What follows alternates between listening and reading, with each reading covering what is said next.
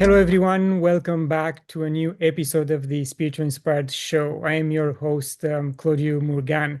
For previous episodes, please visit Oraver's network, spiritualinspired.ca, or our YouTube channel. My guest today is Spirit Medium Daniel, and we'll talk a lot about everything spiritual and clairvoyance and how we communicate with the other side. So, Daniel, thank you very much for joining me. Thank you for having me on. I appreciate this. You have a very interesting personal awakening story. You also have your own podcasts and you are everywhere on the internet. But you grew up in a house in New Jersey that your whole family described as haunted, and neighbors reported similar things. Looking back, do you think that environment switched something on in you, or you are always like that? I'm always like this because after living in that home, I've seen spirit ever since I was 3 years old, but my whole family was seeing them. But by the time that we left that home, my mom and dad and I and my one of my brothers, but he only stayed for a little while, and myself moved to another state in Delaware. And I was the only one who was continuing to see things on a regular basis. And a regular basis for me was pretty much every day. Um, and I was not only just seeing them, but I would hear them as well. And they would make contact with me a lot.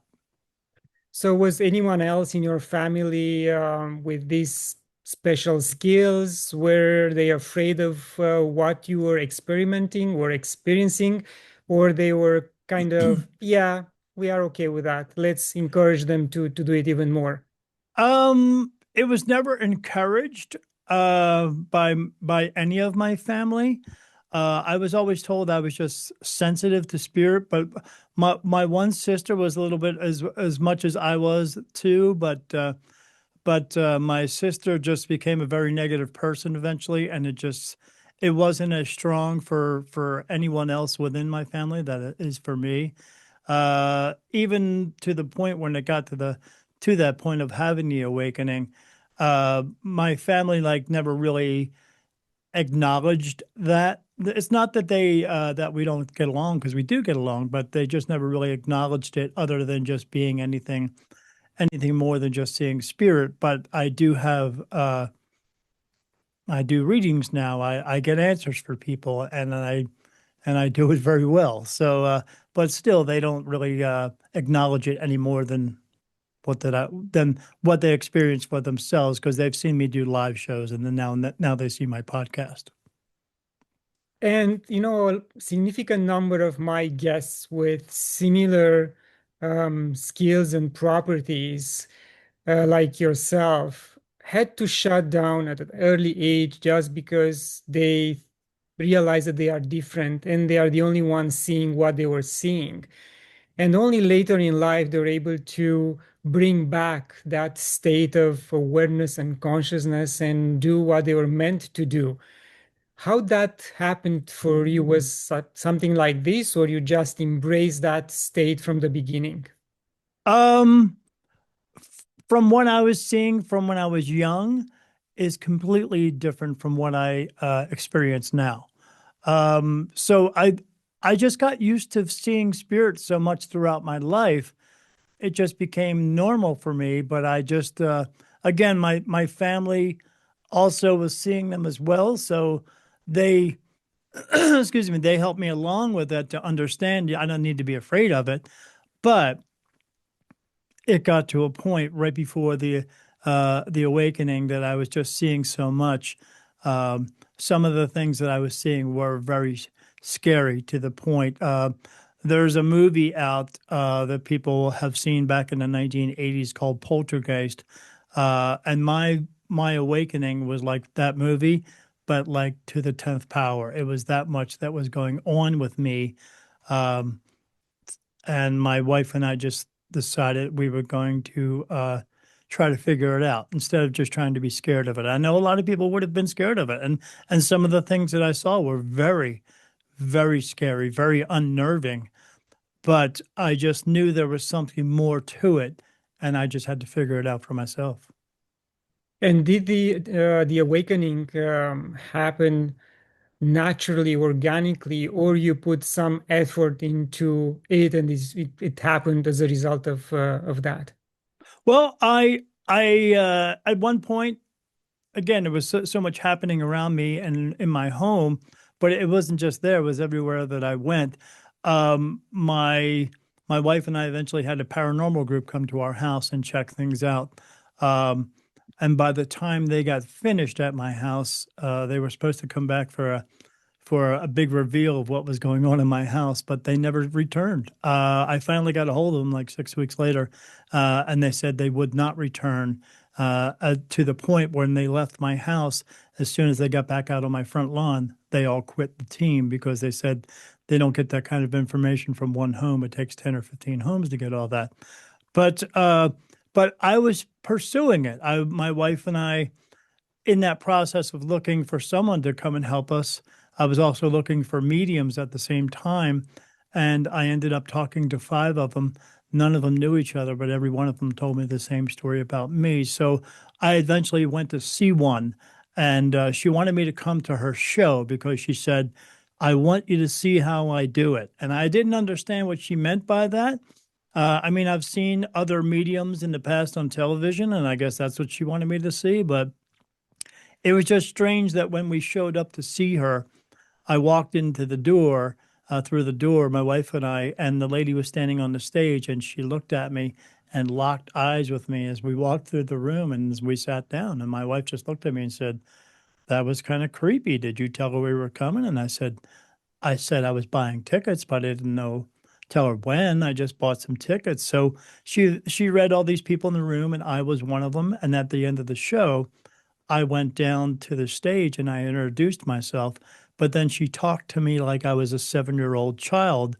And she said, I want you to stay here. Don't move. Don't go anywhere. Wait till all these people leave. We have to have a conversation. And I was like, oh, what did I just do? I didn't know, but then she pointed it out to me, what was actually taking place. She said, I saw you just come into the room. I felt you on the other side of the room.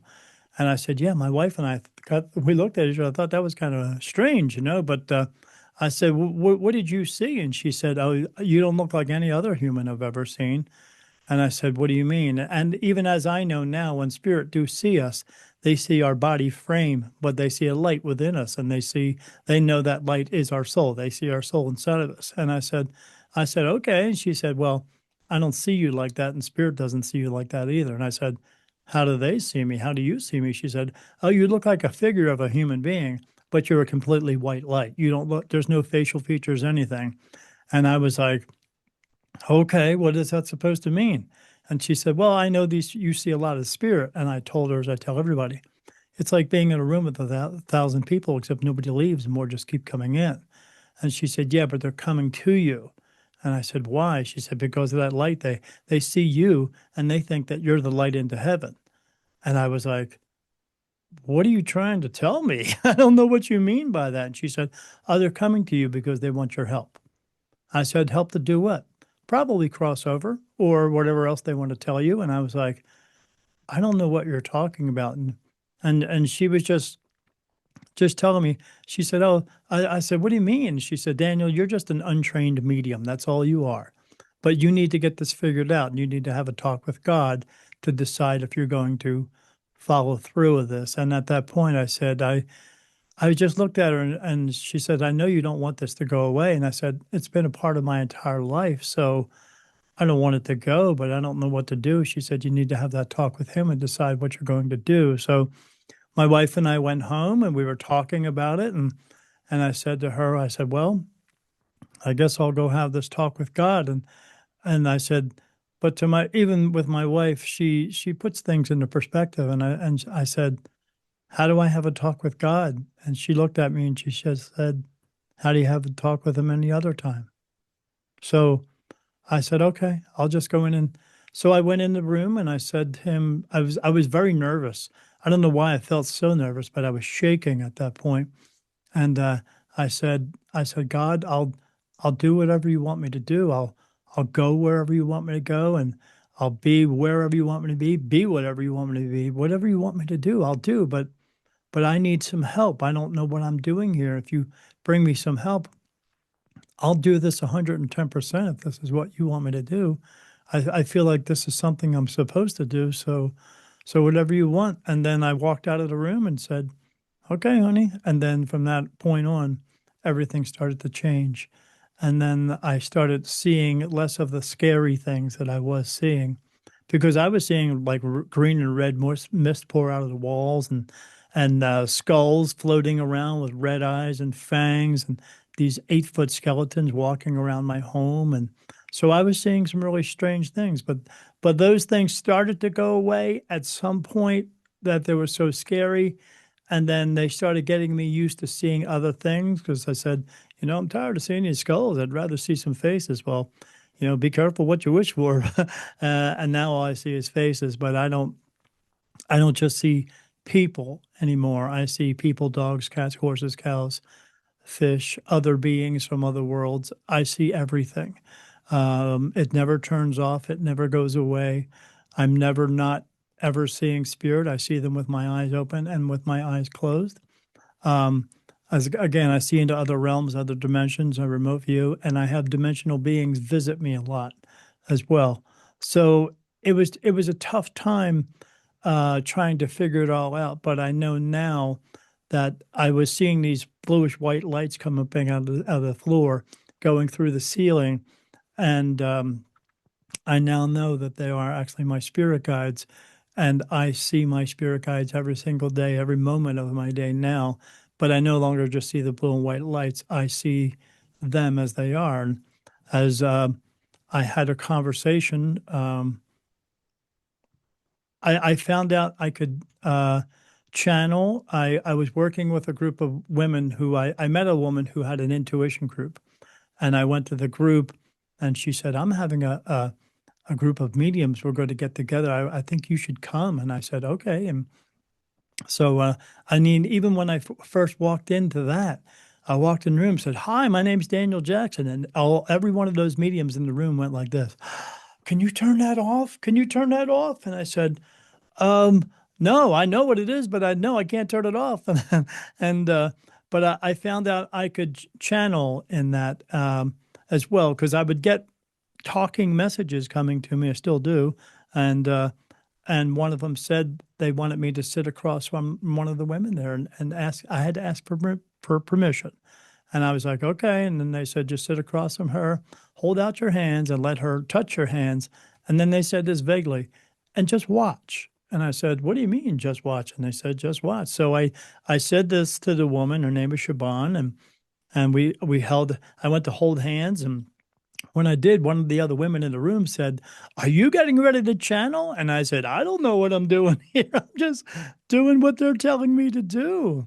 So they all sat around, and then I held out my hands. And when I did, she grabbed my hands, and then she went like this, like she got shock with electricity. And I was like, are you okay? And she's like, oh my gosh, that's the most energy I've ever felt in my life. And then every time I did that, they would instruct me to do it with different people. Um, and then each time that I did that, my guides came through, of whom, and I say it this way because of the way I was told, of whom we refer to as archangels. They're not men with wings and shields and swords. They're not magical beings that are going to fix our lives. And when I see them around me, some of them look humanoid, some don't. Some look human, most don't. And when I see them around me, most of the ones that I see look like 8 foot praying mantis standing around me. And they physically touch me on my face for yes and no answers. This is yes. And when I get a no, it feels like a tear running down my face. And at present time, I get touched in 124 different places by 124 different archangels. And when sometimes the 3 or 4 of them will come through, I've been shown how they do that as well. They are actually at my back and they reach around and touch my face. It's like having a look like a body snatcher movie because I have 8 foot praying mantises surrounding me. Um, I also get touched right here. That's Jesus Christ. And I've been touched 8 times right here on my eyelash, and that's God. So, and one of those conversations in the channeling session, he came through, God. He doesn't like to be called that. So he uh, he came through. When he came through, he said, I was holding doing this with this one woman named Lana, and same thing. She grabbed my hand and looked like she got shocked. And then the voice just came through and said, "Hello, my son." And I said, "Who am I speaking to?" And he says, "It is I, your father, God. But I don't like that word because you use that word too many times that have nothing to do with me."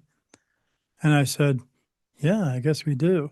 And at that point, my skin felt like it was on fire. And I looked in the room and everybody was going, their skin. And then the voice came through again and said, "Don't worry, that'll go away soon." And then it just did. And then he said to me, he said, "You need to learn to trust yourself, Daniel. You need to stop asking why." And I said, "Yeah." I said, you heard that?" And he said, "Of course I heard that. I'm your father." And I said, "Yeah." I said, "I don't trust it. I'm scared. I don't know what to do." And he said, "You just need to trust it." I said, "Okay." He said, "Because it just is." And at that point, I said, "Okay, I will." And then he said, "I knew you would." And then he laughed. And I said, "You're laughing." He said, "Oh, Daniel, we love a good joke." And I was like, "That's amazing." And then he said, from that point, he said, "You'll be working with my children, whom you refer to as archangels." And that's why I say it. And, uh, and I said, "Working with them?" He said, "Yes." He said, "But it's going to be a process you have to go through in order for this to happen, because without the process, it won't work." And I said, "Okay." He said, "But if you don't want to do it, you don't have to do it." And I said, "No, no, I'll do it. I just know I have to do it." He said, "Yes, I knew you would." And then from then on, he joked a little bit too. One time, is it okay if I say a curse word here? Of course. Okay. Well, when he was talking about me trusting myself, he said, "You got to learn to trust yourself, Daniel." And then he said, "You need to shit or get off the pot." And I was like, "What did you say?" And then he laughed, and that's when I said, "You're laughing again." He said, "Yes, we love a good joke, Daniel." And I said, "My mother used to say that sentence." And he said to me, "Where do you think she got it from?" When he said that, I was like, "Oh my gosh." But yes, I've had many encounters with him now. I've seen him 13 times. He's spoken to me 11 times. Um, I see archangels every single day. I see Jesus Christ every single day. Um, he said to me one time, "I don't watch over them like they think I do." And I was like, "Oh, okay." Um, but I just, when he came through, and every time God comes through, one time I was laying in bed and he came through and I saw him. He looked like the Greek god Zeus. He was very muscular. And I've seen him all the times I've seen him. One time he was genderless, just a round head, a small nose, two little eyes, and a small little mouth. But this time he came through and he looked like Zeus, and he had this long gray hair and very handsome, but he had crow's feet, which was he's very old. Um, and he was in front of me. And when he came through, I just I felt a sense of love I've never felt ever in my entire life, only when he is around. Because I feel it when my guides are around me, but this is such much more intense. And I saw him and I said, "Hello, Father," because that's what I call him now, because that's what he wants to be called.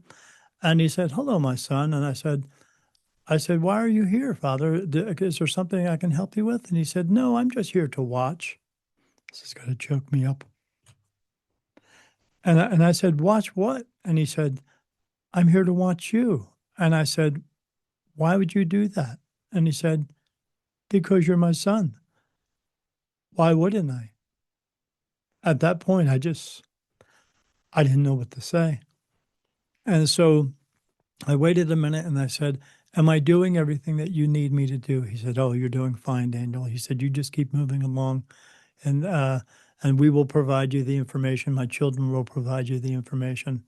And if you have any questions, you just ask. And I said, all right. I said, I have to get up and go to work soon, Father, so I'm going to have to go to sleep. He said, that's okay. You just do what you have to do.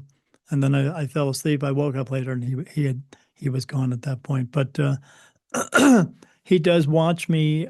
He's been watching me frequently. I've seen him two times this past month. Because when I go to sleep at night, I don't just see my guides around me. I see others around me too. I see these two. It looks like these big eyeballs, one here and one here. And when I see them in front of me, I see their eyes moving in all the directions. And what they're looking for is they're looking for negative energies that like to be around me because they know who I am, and uh, and they protect me from them. I can go into any haunted house or any other, and none of the bad ones can ever touch me. A regular spirit walk up to me and touch me and stuff like that because they're trying to figure out what I am, and then I talk to them and I tell them uh, where to go and what to do. But not all of them do want to cross over. And what I mean by that is what I see into is I see into what we call heaven. It's not what people think it is, and I see into what we call people think is hell, but it's just a low energy realm. It's not what we think it is. Are there hellish things going on there? Some, a lot, but it's not for what you did here as a human being. They're just trying to keep you under control to take energy from you. But I see Yeah, that all day long. It never turns off. So, and some of the things I do see look like the worst horror movie you've ever seen in your life, except you wouldn't see it on movies and TV because it's that kind of bad. But my guides have helped me to deal with it. yeah. Beautiful Yeah. story. Thank you very much for sharing. And in fact, you answered a couple of my questions that if you have been tested along the way after you said, yes, Father, I will do everything. So, yes, pretty much I know you've been tested. The God talking to you is that type of confirmation that you are doing everything right. And also, I wanted to ask if you feel his energy differently in your body, and you also mentioned that unconditional love that you are getting and not from any other spirit or entity you are No, interacting with. Yes. no, not in the way that I feel it from him. Again, I see my spirit guides around me all the time. Um, Archangel Michael does not look like a man with wings and a shield and a sword. He looks like his half of his body looks like a horse, and his head looks like a combination of a moose and a wolf. Um, and even with him around me, they can get pretty close to me, like right around here. But anytime I see God, it's kind of strange to see him because I see him two different ways where he's directly in front of me, but I see a full picture of him at the same time. So it's kind of hard to describe. But even with my regular guides around me, I feel love, but not like I do when he's around me. It's just I wish I could describe it, but I don't. There's no there's no language to describe that. Yeah. And Daniel, I want to keep the discussion at a level that I cannot do it with all my other guests. There's a lot of talk about, the light at the end of the channel when we try to cross over, where our soul gets out of the avatar. And some of them are saying, I go to the light because this is where I see my family, where I see Jesus, and I am relieved from my duties on this existence. Others say, no, do the opposite. They are trying to trick you into the light. Just go the opposite way because this is where and how you're going to exit the matrix. What's your take on that? No. So you do not come back here over and over again just because of this excuse me, like a matrix type thing. We are sent here to learn lessons, and most practitioners talk about that. They don't talk about the other side of that. You're not here just to learn lessons. You're also here to fulfill a purpose. Your purpose is not becoming a doctor or a lawyer or a teacher because your purpose is not an occupation, because not everyone has an occupation, but everyone has purpose. Our purpose is we're here to help each other just for the sake of helping, not because you can, but because you should, in a way where you're going to do something for someone else or something else they cannot physically possibly do for themselves, or you're helping them to figure it out. You're doing an act of kindness. You're doing it for the reason just because. And even being here today, I'm going to give you a perfect example because I tell this example to people, but I've never had it happen to me. But just recently, my wife were on the 4th of July celebrating, and we were out in front of this place watching fireworks. There was no one else around, which was good. And as we were there, a dog ran up on me my wife and I, and he was scared from the fireworks. He got away from his home and he hid under his our SUV. And we got him out from under the SUV. We stopped watching the fireworks, put him in the car, and we were going to take him to the shelter, but the shelter was closed. So we took him home. We took him home. We fed him. We gave him water. We got some. I got some chewy bones for him. He liked playing fetch with my wife, and we posted all over social media trying to find his owner. And the owners finally got a hold of me the very next day, yesterday, and we were able to give him back to his owners. That's what we're here to do. That's what we are here to do. And if we don't do that enough, that is why you come back. You can finish it, but you have to be a good person. You have to be kind to others. He wants us to treat each other with respect and kindness, and but he wants us to help each other just for the sake of helping. And if we don't do it throughout our lives, you just keep coming back. That's why you come back. You're not being punished by God. God doesn't punish us. We punish ourselves by the choices that we make. And if we don't make good choices, you're going to come back. I don't make the rules. I just explain them, and this is the way they were explained to me. That's all it is. We just you either and but out of 140,000 people die every day. We're just waiting our turn. But there's and with even with that, there's two rules in this world. As long as we comprehend the rules and pay attention to the rules, we will appreciate our lives and everyone else's life more. And that rule is rule number one, people die every day. And rule number two is you can't change rule number one. So when it's your time to go, it just is. So, but out of a out of 140,000 people die, out of every 100 people that die every day, only one of them gets to stay. 99 of them have to come back because they have not yet fulfilled their purpose. Because even in this day and age, they think it's more important to have 6 cars and 7 houses and 10 boats, or a dollar bill. Oh, look at that dollar bill on the ground. Well, that dollar bill is just a piece of paper until it picks it up in your hand. So what's that mean? The true value in this world is us. And if we don't get back to that and understanding the true value in this world, then we're all going to be in big trouble. But the biggest trouble is if you don't go out there and help somebody or help something like I helped that dog or help anyone, open a door, just give them directions, say hello, acts of kindness. That's what's going to bring you back because you're not doing that because that's what he wants us to do most. We're here to help each other. If we weren't meant to do this, there would only be one person here. There wouldn't be, almost 8 billion people. We're here to do this together. But as I always tell everybody, we all live on the same planet. No one's going anywhere anytime soon. So we better start to get along with each other before we annihilate each other. We shouldn't be fighting over a piece of land that's been there for millions and billions of years, and nobody owns it, but we're fighting over frivolous things like that, or what color our skin is, or race, religion, creed, whatever. He doesn't want us to do that. He wants us to take care of each other. That's why Jesus came here to let us know. He didn't. Jesus Christ did not die for our sins. He died for being a free thinker of letting everyone know, telling everybody that we could take care of each other and look out for each other and share everything in the world, that we don't have to live under power and control. It was power and control. The king and the queen that put him on that cross. He didn't ask to be on it, and they put him on here to torture and kill him in front of other people to make an example out of him, to let people know if you're doing what he's doing and following what he's saying, we're going to do this to you too. So he died as an example of just trying to be kind to each other and not live under power and control. And that's what he wants us to do. And if we don't start learning to do that, we're all just going to keep coming back over and over and over again. It's not a trap. And the people who are telling you that trap are trying to trap you into something else, going into the low energy realm. Because you have two choices. This is what happens. You stand up out of your body, you take a step to the left, you look to the right, a light turns on for you. That's that light that you would go into, the light into heaven. And you're either going to walk in or you're not. And I see that other place as well. Not everything there is horrible.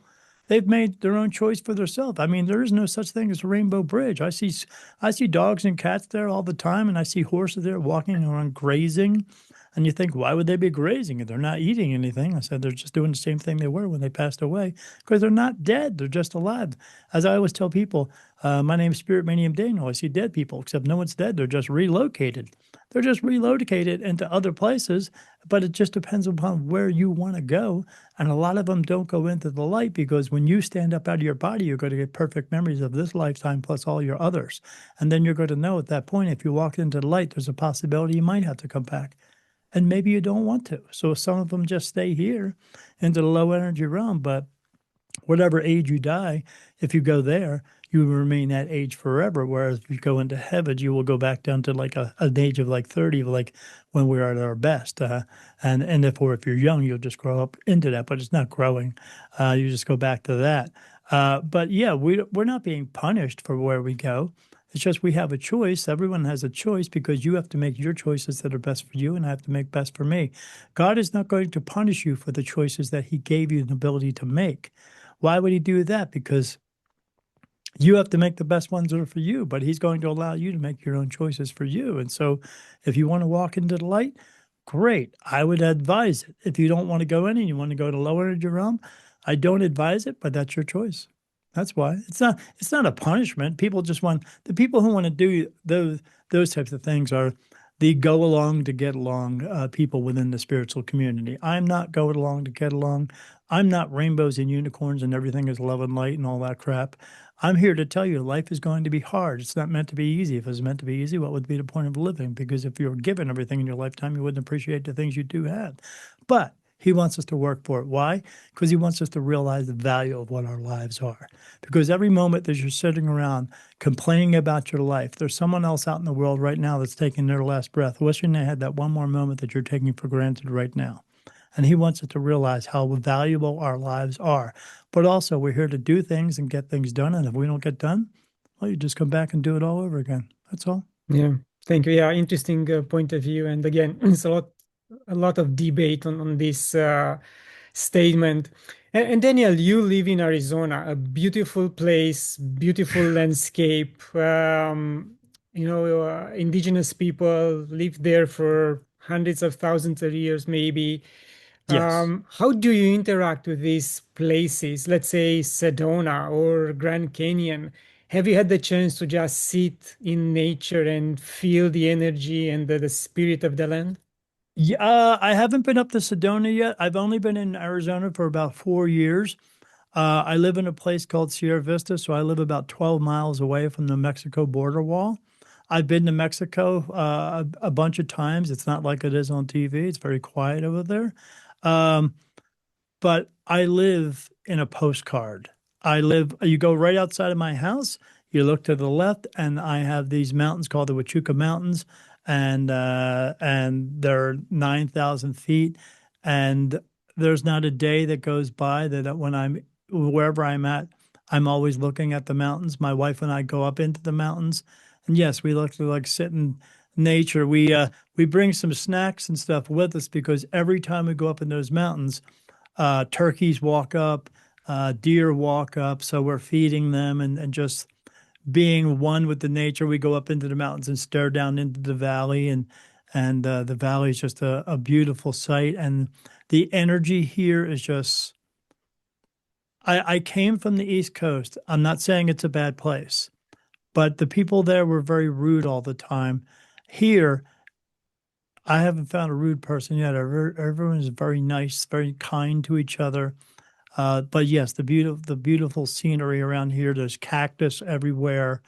I've been up into Tucson, up at this place called Mount Lemon because I ride motorcycles, and there's cactus everywhere, and just the most beautiful scenery. It's neat to see some of these places. You'll see a big giant boulder sitting on top of a boulder, and there's only a little tiny space in between the two of them, but somehow it's balanced perfectly. Um, but the energy here is amazing. Um, uh, will I ever go back to the East Coast? My guides keep telling me I will. But am I planning on it? No, because it's just, again, I live in a postcard. It's the most majestic place I've ever been in my entire life. Um, and I just love it here. Both my wife and I really love it here. And again, the energy is amazing here. Yeah, I love it. Beautiful. Thank you. And just for the audience, today is the first time we met. And we Yes, never talked before. I just, read your website, did my research for the interview. And I don't want to put you on the spot, but I did this exercise with only a handful of guests, which were sure. around your level. So, do you see anything that should concern me at this point in my life? So, this is life, no hidden agenda. Thank you. I'm taking a look.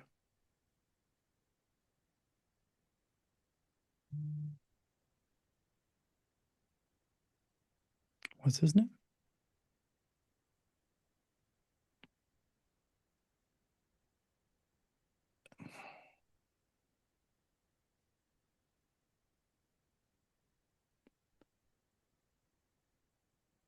Okay. So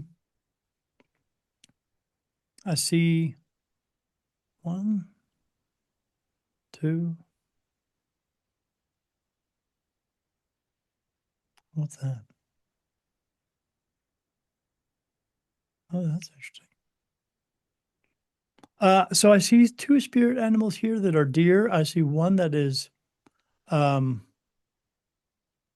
I can't describe it in anything else that he is, but they're telling me that's what he is. I see two that are deer, one that is a goat, and I see a man standing here with kind of wavy hair, wavy gray hair, and he's got a long beard that comes to a point. Um, what's his first name? What's his last name? His name is Raul Ramirez. When did he pass away? 1857 is when he passed away. Um, when?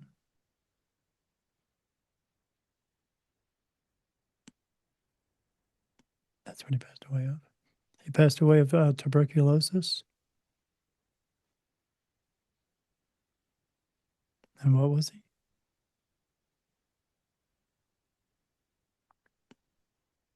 At that point?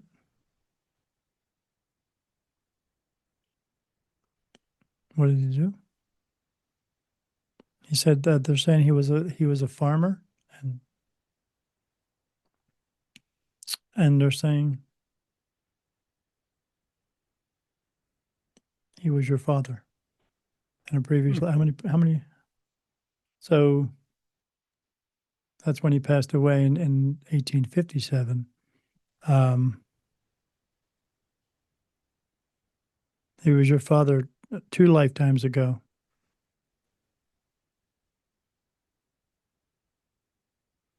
How old was he? Is that when he left?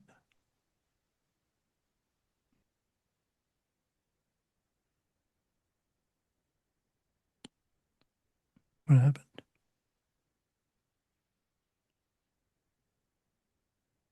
What hit him? They said that you died when you were 6 years old. Um, was it a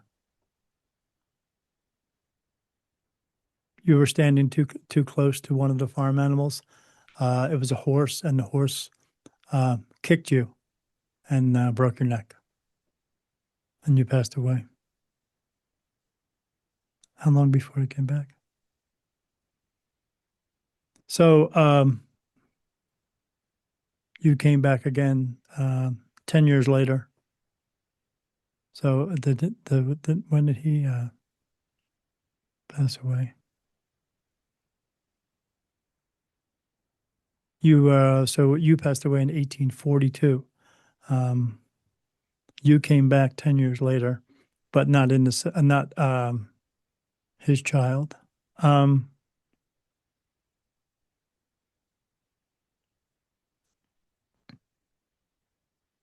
how old was he when he passed away after that? So that second lifetime after you came back after 10 years, um,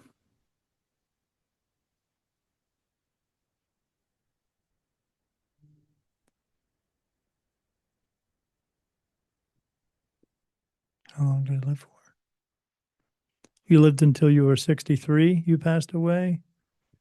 Um, so basically until now.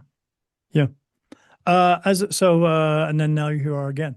Um, as I know, when you pass away, when anyone passes away, if you die under the age of 30 years old, you don't come back for another up to at least 8 years after that, if or maybe a little bit more. If you die over the age of 30 years old, you don't come back for another 80 years, or sometimes more, but usually it's just 80 years. And all the reason for is because so that you're not recognized. That's all. Uh, Mhm. but um, but we always come back in different bodies. We don't always come back as the same male. Sometimes we come back male and female because you're not going to learn lessons and fulfill a purpose in just one kind of body. As I know, there's only two genders in spirit and human spirit. Um, I see everything because they're all different. Um, but you're going to come back. And how many times did he come back as? How many times?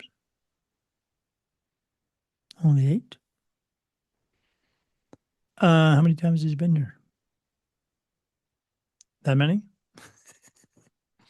Oh, okay. All right. The average time that people come here is between an average of 26 and 29 lifetimes. You're on life number 29 right now. Um,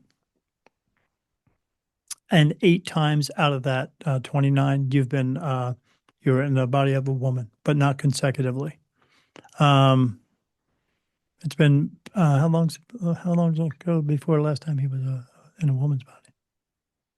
Oh, 13 lifetimes ago. Hmm. So it passed 13 lives. Or 12 lives since then. You've been in a man's body. Um,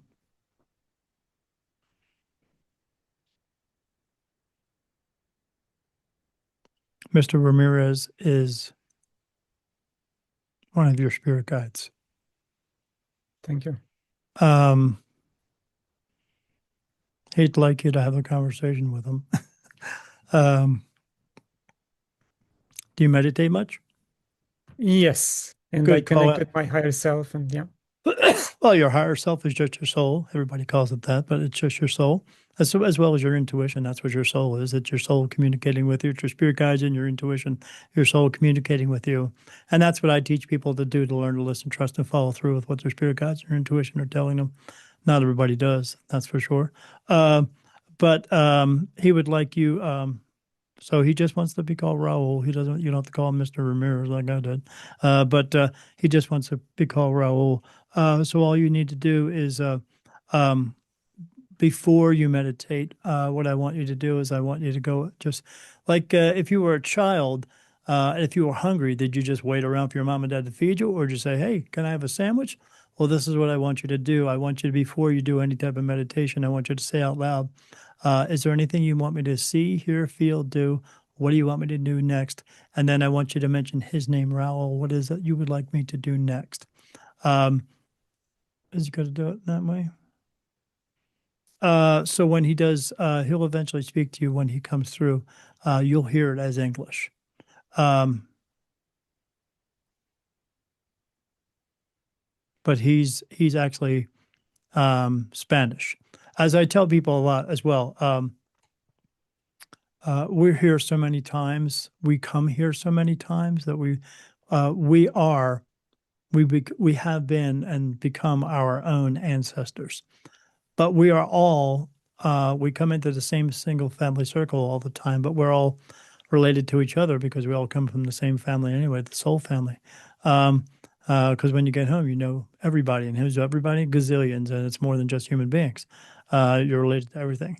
But when you come through, each and every time, again, you're just coming into the same family circle. But we're from all over the entire world. So no matter where we are now, doesn't mean, because I know some people who do ancestry.com and all that stuff, and next thing you know, they're wearing a hat from Scotland or something like that, because that does just because they're Scottish doesn't make you Scottish. So as well as some woman who told me one time, I talked about this on my show. She said, I said, "What do you do for a living?" She said, "Oh, I'm a Heyoka empath." And I said, "Oh, are you Sue?" And she said, "Why'd you ask that question?" I said, "Are you Sue?" And she said, meaning Sioux Indian. And she said, "No, I'm not Sioux Indian. My spirit guide is a Sioux Indian Heyoka empath." And I said, "That doesn't make you a Heyoka empath. That just makes you listening to your spirit guide." I said, "Just because my grandfather was a Buddhist monk doesn't mean I'm a Buddhist monk because he was." So, and she said, "You're twisting my words." I said, "No, I'm not. I'm just telling the truth." But but yeah, there's some people who just. But yeah, so what I want you to do is I want you to ask him what it is that he wants you to do next, and communicate with him, and always speak. Just say again, his name is Raul, and just talk to him in that way, and he will absolutely come to you. Um, but you've been at this for a while, so you're not going to be afraid of it. But some people are. Thank you very much, Daniel. Thank you very much.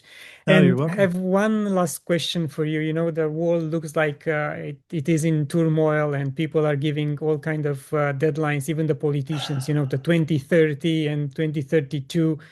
Do you see us coming out of this turmoil in a much happier colors, much with a higher consciousness, much better than we are right now? Um, my guides say yes. Um, they bring me messages a lot. They brought me a message. Some of the messages I get, I tell people. Some of the messages I get, they instruct me to not give to people because there are things that we need to go through in our lives. It's a learning tool for the entire world, not just us as an individual. One of those messages they brought me was back in 2018, and they told me a really bad virus was coming and a stock market crash. And that turned out to be when they actually told me again, because they kept telling me how to prepare, and I was telling other people how to prepare. Uh, by the time it came through, my wife and I had 3 years worth of toilet paper, and so did everybody else, but no one else did. And but and that last message was in January of 2020. When it came through, that's when COVID came through. They tell me some other things that are going to happen. Um, should I say it in that way? Um, there's going to be a cataclysmic issue in the world in 2047 that will bring the world together. Um, can I say that? I have to ask them for everything. Um, at that point, 2/3 of the population will be gone. Yeah, that might be the magnetic pole reversal. I think this is what is being expected within that time frame. Yeah. Yeah. Um, it's going to be bad. But again, it'll be a test for the entire world. This is not something that we can prevent. But it is going to be a test for the entire world to see if the entire world will come together because we've had these type of events before in different fashions. Some of them smaller, some of them bigger, and a lot of times we do come together. But the problem is we can't seem to stay together. We need to get back together, and we need to do that before these cataclysmic events happen. We need to do it now for the reason of just because. Do I see us coming together at that point? Yes, because we're going to have to. Because if we don't work together, that's what's going to get much worse. Um, but where does it start? It starts with each and every person in this world consciously making their own decision to move forward, to be on the correct spiritual path. And being on this correct spiritual path, unfortunately, a lot of these mediums out there and fake practitioners don't tell you the absolute truth on how to get there. You're not just going to, I give this example all the time.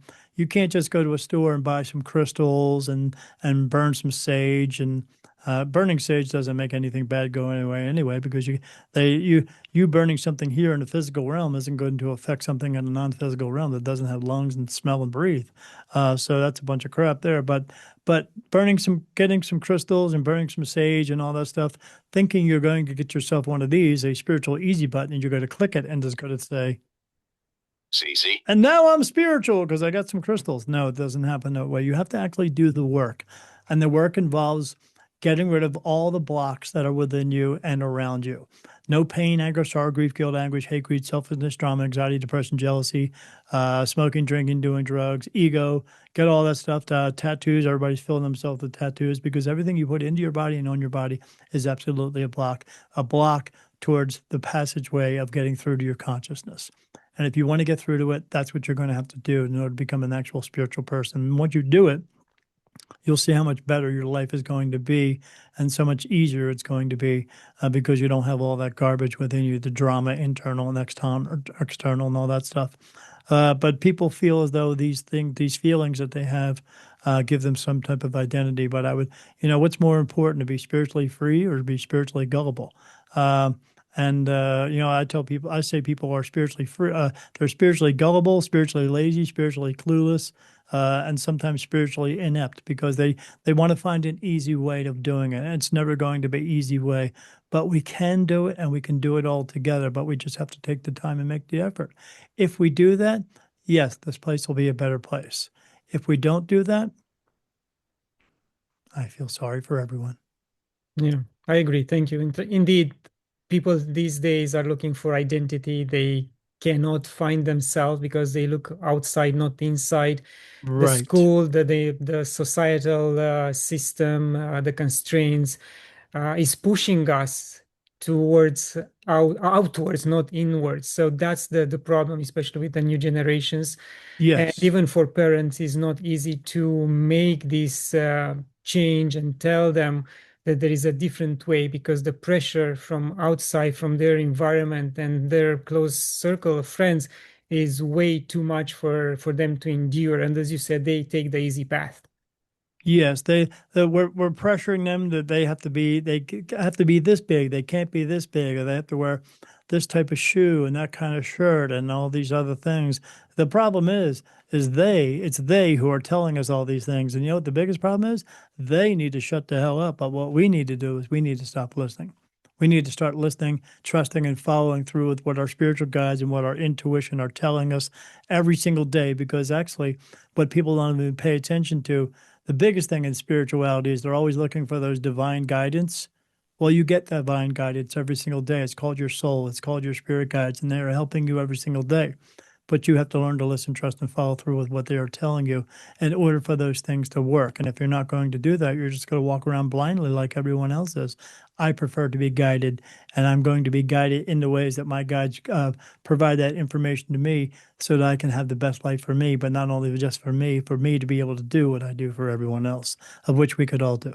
Yes, Daniel, it's been a pleasure. Thank you very much for everything you do in the world. Thank you to your guides for working with you so closely, and we'll pray to the Father to keep us on the straight path, on the right path, and with higher consciousness. Thank you very much. Thank you. I appreciate you, my friend. And to my viewers, thank you for watching. Share it, leave a comment, and until next time, love and gratitude.